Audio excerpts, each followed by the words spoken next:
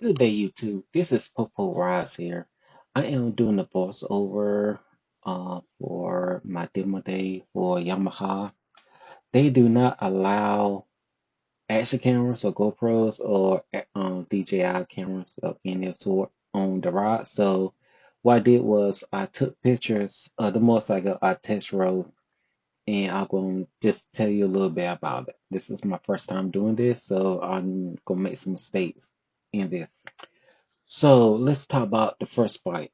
It's a 2025 MT-10. It's a fun bike to ride. I felt in control while I was riding this motorcycle. It didn't feel like you can lose control over this bike. I guess since I've been riding over a year now, start control, and the bike don't feel heavy. It's 467 pounds, but it don't feel heavy to me. This is come from my standpoint. So the seat height on this MT-10 2025 is 32.9 inches. Displacement is 998 cc's, and the fuel capacity is 4.5 gallons. And the color I test rode was Ice Storm. And the horsepower, it's not bad. It's 158.2 horsepower. I found this online, but I couldn't find the exact horsepower on the Yamaha's website. It didn't have it up there.